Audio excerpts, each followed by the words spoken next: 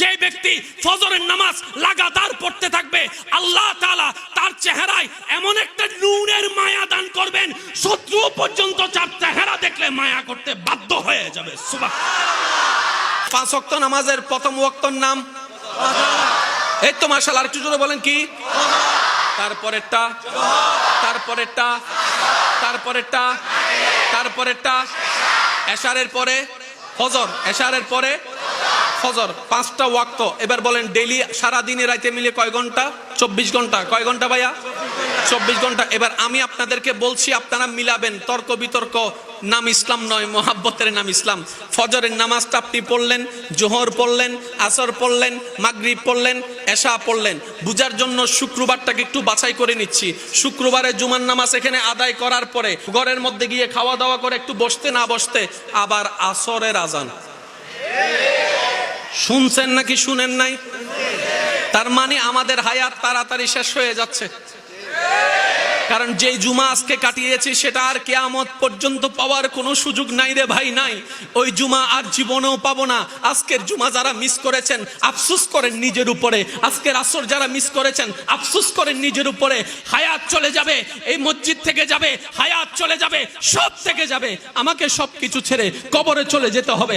ইন্না লিল্লাহি ওয়া ইন্না ইলাইহি রাজিউনের আওয়াজ চতুর্দিক থেকে শোনা যাবে। কুল্লু নাফসিন যায়িকাতুল মউত যখন আমাকে আস্বাদন করতে হবে, আর নামাজ পড়ার টাইম পাবো না, চিৎকার করে চাইলো একটা সিজদা দেওয়ার টাইম পাবো না। কি আফসোস, কি আফসোস, কি আফসোস আমাদের জন্য। যারা আজকে কবরে শুয়ে আছে তারা রবের কাছে ফরিয়াদ করছে, মওলা একটা সুযোগ দাও, দুনিয়াতে গিয়ে একটা নামাজ পড়ে আসি, একটা সিজদা দিয়ে আসি। সুবহানাল্লাহ। কবরবাসী চিৎকার করে রবকে বলে, মওলা ভুল করেছি, ভুল করেছি, ভুল করেছি, একটা সুযোগ দাও। আবার দুনিয়ায় যাব, মওলা হাজার ব্যবসা থাকুক আমি নামাজ ছাড়বো না, হাজার চাকরি থাকুক আমি নামাজ ছাড়বো না, মওলা একটা সুযোগ দাও, একটা সুযোগ দাও, একটা সুযোগ দাও।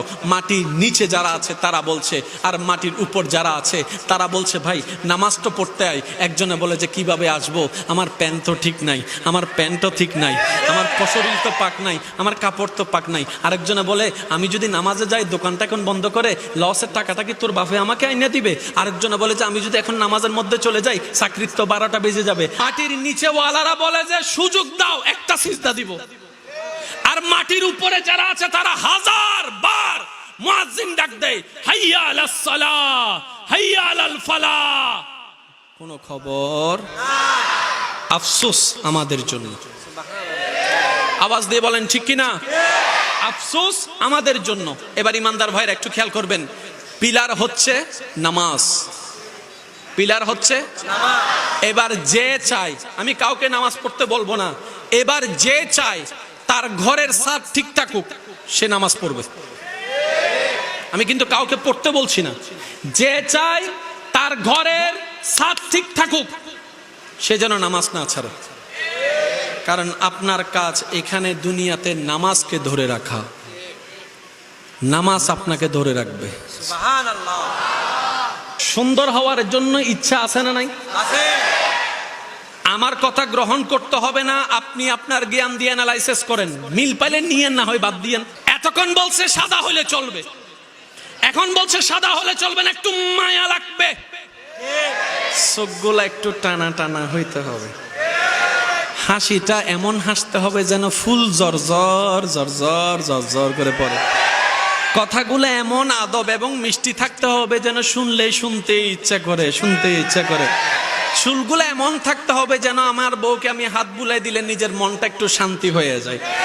টোটাল চেহারাটা এমন থাকতে হবে, সারাদিন পরিশ্রম করে ঘরে আসার পরে যখন বউয়ের চেহারা প্রথম দেখব, ওই চেহারায় এত মায়া থাকবে যেন আমি সারাদিনের কষ্ট দুঃখ সব ভুলে যেতে পারি। এটাকে তো সুন্দর বলে। এবার বলেন, সেই সুন্দর মানে কি ফর্সা? নয় নয়। সেই সুন্দর মানে কি লম্বা? নয় নয়। সুন্দর কাকে বলে? শ্রদ্ধার সাথে বলে একটু মনে রাখবেন, সুন্দর বলে যে এমন একটা কোয়ালিটি, এমন একটা গুণ, এমন একটা সৌন্দর্য যেটা দেখে দেখনেওয়ালার অন্তর শান্তি হয়ে যায়, দেখনেওয়ালার অন্তর শান্তি হয়ে যায়।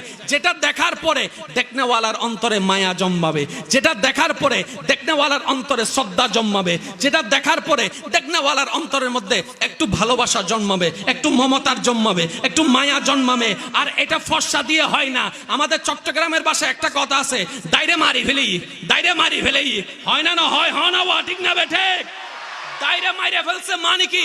চেহারাটা একটু শ্যামলা, চেহারাটা একটু কালো, কিন্তু তার চেহারার দাঁতটা এমন মায়া লাগা যায়, মায়া লাগা যায়। রাগ উঠলো রাগ দেখাইতে পারি না, আঘাত করার ইচ্ছা থাকলো আঘাত করতে পারি না। যখন সে কান্না করে অন্তরটা ফেটে যায়, এমন মায়া লাগে। এই মায়াটা আসতে হয় রবের দরবার থেকে। চিৎকার দিয়ে বলেন না সুবহানাল্লাহ। নামাজ এমন একটা ইবাদত, একটু শ্রদ্ধার সাথে বলি শুনুন, নামাজ এমন একটা স্পেশাল ইবাদত যেটা শুধু আপনাকে জান্নাত পর্যন্ত পৌঁছাবে না। যে ব্যক্তি ফজরের নামাজ লাগাতার পড়তে থাকবে, আল্লাহ তাআলা তার চেহারায় এমন একটা নূরের মায়া দান করবেন, শত্রু পর্যন্ত তার চেহারা দেখলে মায়া করতে বাধ্য হয়ে যাবে। সুবহানাল্লাহ। এবার আসেন, যাদের থেকে সুন্দর হতে ইচ্ছা হয়, আমার একটা অনুরোধ, আল্লাহকে খুশি করার জন্য প্রত্যেকদিন ফজরের